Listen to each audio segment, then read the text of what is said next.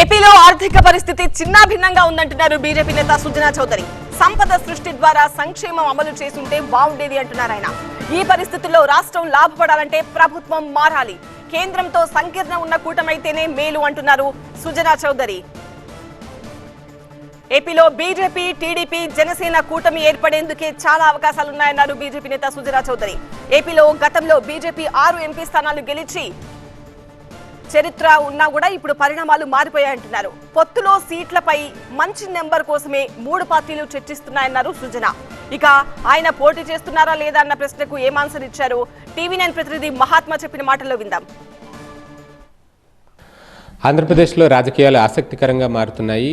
గంటలు రోజుల వ్యవధిలోనే అధికార విపక్షాలకు చెందిన నేతలు హస్తినబాట పట్టి బీజేపీ అగ్రనాయకులతో వరుసగా సమావేశమవుతున్నారు.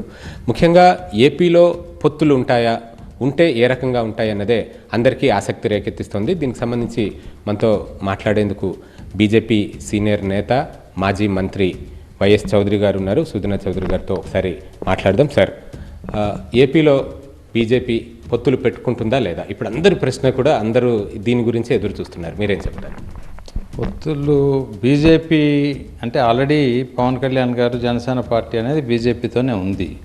కానీ కొన్ని కారణాల మూలాన గత 2-3 నెలల నుంచి పవన్ కళ్యాణ్ గారు తెలుగుదేశం పార్టీతో కూడా పొత్తు ఉంది అని క్లారిటీ ఇస్తూ వచ్చారు. కాబట్టి ఈ 3 కలవటానికి మాత్రం అవకాశాలు ఎక్కువగా ఉన్నాయి ప్రస్తుత పరిస్థితుల్లో. అందుకే కదా నిన్న చంద్రబాబు నాయుడు గారు కూడా అమిత్ షా గారిని కలవటానికి రావడం జరిగింది. ఈ పొత్తుల విషయంలో బీజేపీ ఆసక్తిగా ఉందా, టీడీపీ ఆసక్తి చూపుతుందా? దీని మీద కూడా భిన్నమైన కథనాలు వినిపిస్తున్నాయి. టీడీపీ నేతలేమో మమ్మల్ని ఎన్డీఏలో చేరమని బీజేపీ నేతలే ఆహ్వానిస్తున్నారు అంటూ వాళ్ళు చెప్తున్నారు. అసలేం జరుగుతుంది? ఇద్దరు ఇష్టపడింది ఏది జరగదు కదా. కాబట్టి ఎవరిని ఆహ్వానించినా రాజకీయాల్లో రాష్ట్ర ప్రయోజనాల కోసం, దేశ ప్రయోజనాల కోసం మంచి జరగటానికి కలయికనే జరుగుద్ది. కొన్ని కథనాల ప్రకారం ఎంపీ సీట్లు ఎక్కువ బీజేపీ ఆశిస్తుంది, కనీసం 8 నుంచి 10 సీట్లు ఆశించవచ్చు అన్న లెక్కలు కొంతమంది వినిపిస్తున్నారు. మీ దగ్గర ఉన్న సమాచారం? తెలుగుదేశం పార్టీ 44 సంవత్సరాల నుంచి 43 సంవత్సరాల నుంచి రాష్ట్రంలో పెద్ద పార్టీ కింద, రీజనల్ పార్టీ కింద, పెద్ద పార్టీ కింద ఉంది. కాబట్టి డెఫినెట్గా వారికి తెలుసు. భారతీయ జనతా పార్టీలో కూడా ఒకప్పుడు 6-7 సీట్లు కూడా గెలిచిన దాఖలాలు ఉన్నాయి 99లో. అది కాదు ముఖ్యం. అప్పటికి ఇప్పటికీ తరాలు మారిపోయినాయి, నాయకులు మారిపోయారు.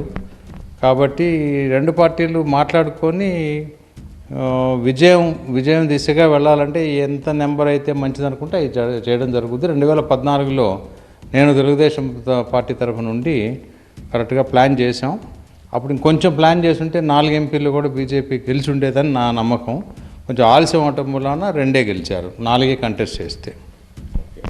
సో ఇప్పుడు బీజేపీకి పరిస్థితులు అనుకూలంగా లేవంటారా? ఒకవేళ జనసేనతో మాత్రమే ఎన్నికల్లో పోటీ చేసే పరిస్థితికి వెనుకాడుతుందని అనుకోవచ్చా? మీ ప్రశ్న బీజేపీకి అనుకూలత ఆంధ్రప్రదేశ్ గురించి? ఆంధ్రప్రదేశ్ గురించి అనుకూలత లేదు అని మాత్రం నేను చెప్పను. కానీ 3 కూడా కలిస్తే డెఫినెట్గా ఒక మంచి కోalition అవుతుంది, అలయన్స్లో స్ట్రాంగ్ పార్టీ అవుతుందని. రాష్ట్రాన్ని ఇప్పుడున్న పరిస్థితుల్లో, పర్టికులర్గా గత 5 సంవత్సరాల నుంచి పరిపాలించిన విధానాల మూలాన రాష్ట్ర ఖజానా బాగా దెబ్బతింది. ఓవరాల్గా ఫైనాన్షియల్ ఎమర్జెన్సీ దిశగా రాష్ట్రం అయితే వెళ్ళిపోతూ వచ్చింది. డెవలప్మెంట్ లేకుండా కేవలం సంక్షేమ కార్యక్రమం డెఫినెట్గా చేయాలి. కానీ మనం సంపాదించి సంక్షేమ కార్యక్రమం చేయవలసిన దాని బదులు మరి ఆ విధంగా వెళ్ళారు. మరి వారి థీరీ ఏంటో నాకు తెలియదు. తప్పు ఒప్పు అని చెప్పడానికి కరెక్ట్ కాదు. ఈ పరిస్థితుల్లో రాష్ట్ర ప్రభుత్వం, పర్టికులర్గా ఆంధ్రప్రదేశ్ లాంటి రాష్ట్ర ప్రభుత్వం ఆల్రెడీ విభజన మూలాన బోళ్ళంతా గండిపడింది. ఆ తర్వాత కేంద్ర ప్రభుత్వ సహాయ సహకారాలు లేకుండా, అంటే రాజ్యాంగం ప్రకారం ఫైనాన్స్ కమిషన్లో ఏది ఉందో దాని ప్రకారం చేయటం ఒక రకం. అది కాకుండా ఇంకొంచెం అంటే ఆ మొదట 14 నుంచి 18 వరకు చేసిన విధానంగా చేయాలి అని అంటే రాష్ట్ర ప్రభుత్వం డెఫినెట్గా కేంద్ర ప్రభుత్వంతో సంకీర్ణంగా ఉండి హెల్ప్ చేసుకుంటేనే జరుగుద్ది అనేది నా నమ్మకం. మీరు పోటీ చేస్తున్నారా? మీరు గతంలో విజయవాడ నుంచి పోటీ చేస్తానని కూడా ప్రకటించినట్టున్నారు. నేను ఎప్పుడూ ప్రకటించలేదండి. భారతీయ జనతా పార్టీ ఏ విధంగా ఆదేశిస్తే ఆ విధంగా నేను చేస్తానని చెప్పాను. నేను ఇంతవరకు ఎప్పుడూ పలానా చోటు నుంచి పోటీ చేస్తానని చెప్పలేదు.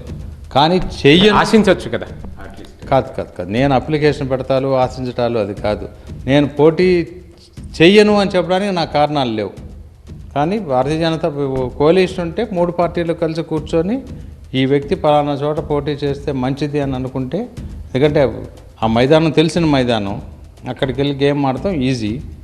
కాబట్టి అది 3 పార్టీలు కలిసి నిర్ణయించి భారతీయ జనతా పార్టీ ఇచ్చిన ఆదేశాల ప్రకారం ఎక్కడి నుంచి పోటీ చేయమంటే అక్కడి నుంచి చేయడానికి సిద్ధంగా ఉంటాం. ఆంధ్రప్రదేశ్లో ఒక మంచి కూటమి ఏర్పడి మంచి పరిపాలన అందించే దిశగా ముందుకు వెళ్తామన్న ఆశాభావాన్ని ఆయన వ్యక్తం చేస్తున్నారు. కెమెరా పర్సన్ రమేష్తో మహాత్మా కుడియా, TV9 న్యూఢిల్లీ.